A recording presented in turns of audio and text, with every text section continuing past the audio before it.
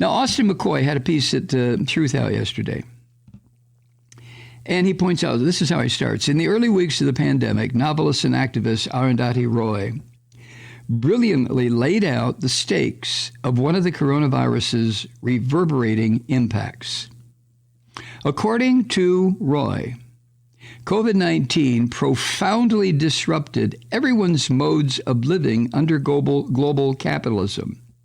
She wrote, quote, "It has mocked immigration controls, biometrics, digital surveillance, and every other kind of data analytics, and struck hardest, thus far, in the richest, most powerful nations of the world, bringing the engine of capitalism to a halt," end quote. And then she asserted with a lot of power that the pandemic was, among other things, she called it a portal, or a moment for us to, quote, "temporarily, perhaps, make an assessment and decide whether we want to fix capitalism or look for a better engine," end quote. Now, that has been one of the profound certainties of the COVID-19 pandemic. How quickly, now the capitalists themselves, they've been getting wealthy. The millionaires and billionaires, they continue to rake in money. They don't give a shit how many people die. In fact, death makes them richer. But it has been abundantly clear since the beginning of the pandemic, we're involved in it right now, that capitalism can't respond in a way desperately needed when some sort of social equivalent of a nuclear weapon goes off and interferes or interdicts the so-called supply chain, or enough people to handle this or enough people to handle that, capitalism shows that it's completely unable to function when the little bitty heads that are appointed by the big heads of capitalism get sick or are lopped off. And all of a sudden, well, what do we do? What do we do? What do we do? Nobody knows what to do. How do we do this? What do we do? Now, in addition, those rebellions against state violence, the summer after this shit began, and those demonstrations, you remember, were prompted by the murder of George Floyd and Breonna Taylor and Tony McDade and others. That rebellion, those street demonstrations, the Black Lives Matter movement also contributed to the sense that somehow, and a lot of white people got this, trust me, I know because I'm a white people, but a lot of people understood what was happening. Millions of people around the world took to the streets to protest against this structural, embedded racism that's in this country and in so many countries. And they decided to do it in a multitude of ways. There was marching, there was direct action, there was property destruction, and there was tearing down of monuments to racism and colonialism.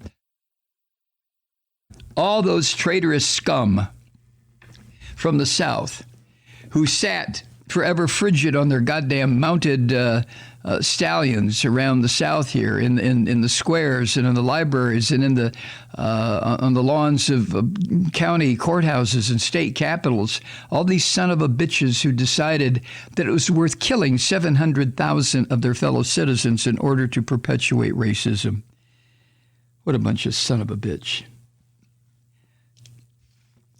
But in the meanwhile, scholars, people like Catherine Ballou and Hakeem Jefferson and Victor Ray have noted many white Americans used the moment to resist any movement toward racial and social justice, which obviously is going to happen given the racist nature of this country. How did they do it? Through both these white power groups, like the hideously misnamed Oath Takers, and the kind of ad hoc counter-revolutionary tactics that they were using, attacking the Capitol, their little stacks trying to march through the crowd, so on and so forth.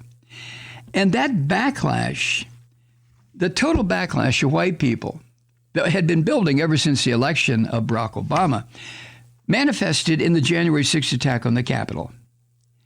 And also in the passage of what historian, I've never heard of this guy, but maybe you have, Timothy Snyder.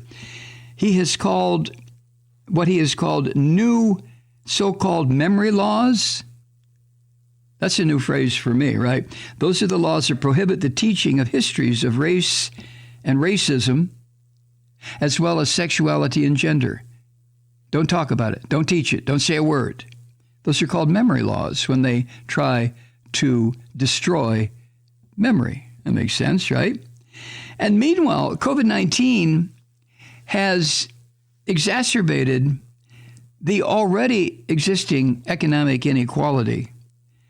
And a good example is, as Austin McCoy points out here, the 400 richest Americans increased their wealth during this pandemic by $4.5 trillion. The 400 richest Americans. Even as inflation now cuts into workers' incomes. How did they do that? But that's the beauty, the magic, the wonder, the fairy dust of capitalism. Those at the top are perpetually blessed and showered with riches, and everybody else can fuck off.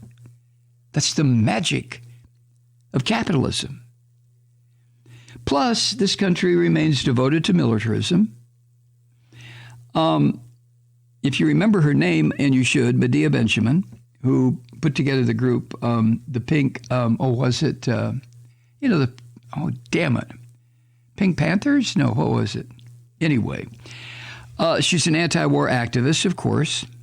And one of her cohorts, Nicholas J.S. Davies, found that the U.S. dropped an average of 46 bombs a day over the last 2 decades. That's an average. And the fixation that we have in this country on bombing manifested itself in what can only be called an extremely cynical manner toward the end of our so-called pullout from Afghanistan, when our military lied about the killing of 10 civilians in a drone strike. 7 of those civilians were children.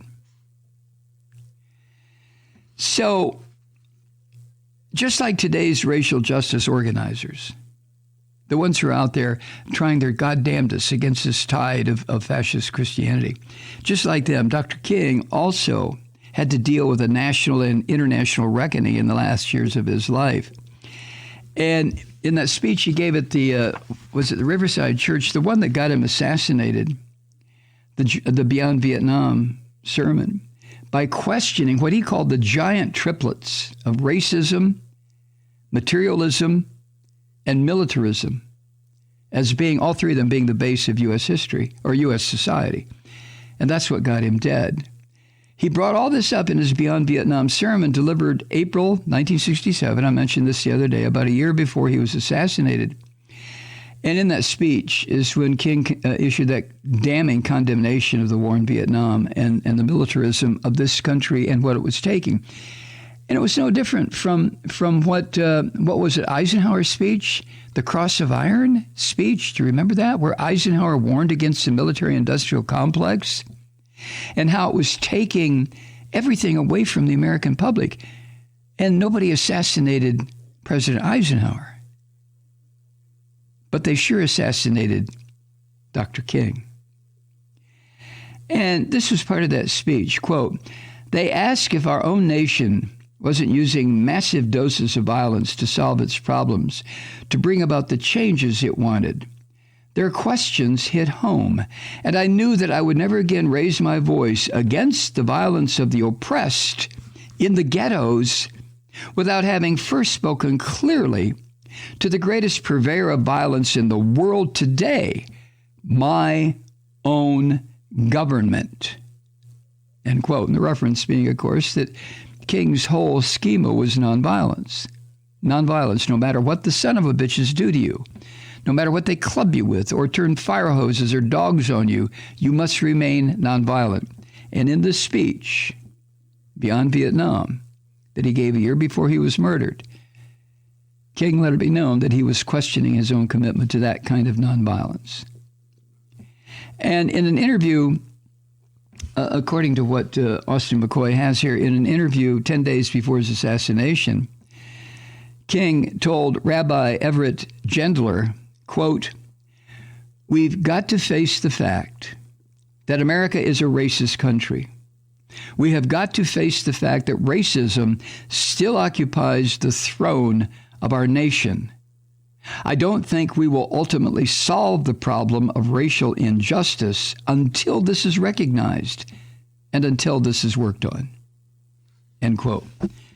It brings me back, that statement itself always brought me back to this idea that, you talk to the average, like me, white person, who doesn't understand the history or doesn't understand what has been done to our black cousins. And you get that reaction, well, I'm not a racist. No, I don't have any black friends. No, I don't go to black churches. No, I don't like to associate with blacks unless it's at a football game or a basketball game. No, I don't have them over for dinner. Yada, yada, but I'm not a racist. I don't want my kids to go to school with them. But no, I'm not a racist. That kind of bullshit. It just... My experience has been that we whites, literally just don't get it. We don't understand what this situation is. And in his last Sunday sermon, King articulated an analysis of the reckoning in what might serve as the closest equivalent to Arundhati Roy's analysis of the pandemic, when she referred to it as a portal. In his sermon, which was entitled "Remaining Awake Through a Great Revolution," King told the audience that they were living through a revolutionary moment. In fact, what he called, quote, a triple revolution. A revolution in computer technology, a revolution in weaponry, and a revolution in human rights. And then after he laid out the stakes of what's involved with that, King begged Americans to respond to that moment, by developing a global perspective when dealing with poverty and racism and colonialism and war. Because, where there's injustice anywhere, there's injustice everywhere. We know that. Well, we've heard it. And he said that Americans desperately needed to change their priorities. Now, this speech was given in 1968 before he was murdered. And King wrote, ultimately, in order to do this, Americans needed to undergo what he called a radical revolution of values, if it ever hoped to defeat the giant triplets. Now, I realize I'm focusing a lot on what Dr. King said. And in yesterday's podcast, I said I couldn't elaborate and didn't feel qualified to. But since Austin McCoy put this piece in Truth out, I decided, hey, I can bounce off what McCoy wrote and get my idea across. So how can we white Americans, all Americans really, but especially we white Americans, take advantage of this potentially revolutionary moment? Well, if you're an oath keeper or one of these other assholes, QAnons, you dress up like you're a military person and stomp around the country and hurt people.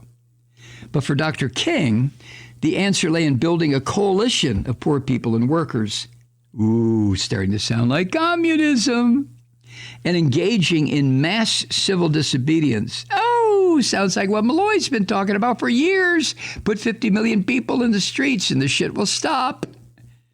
Hi, Truth Seekers. Mike Malloy here. As you know, we've switched formats and are now broadcast exclusively on the Progressive Voices Network. So that means you get fewer program interruptions, no corporate commercials, and lots of profanity. But our format change also means some of our radio listeners no longer hear the program. It's been a while since I mentioned our podcasts, so you may have forgotten that there is a way to listen to this program anytime you need a good dose of screaming. Visit MikeMalloy.com and subscribe to our podcast. As a podcast subscriber, you can download the program to your mobile device and take me with you wherever you go. And if you have a friend who needs a dose of truth-seeking, you can give a gift subscription as well. That's MikeMalloy.com, and never miss a minute of the uncensored fun and frivolity.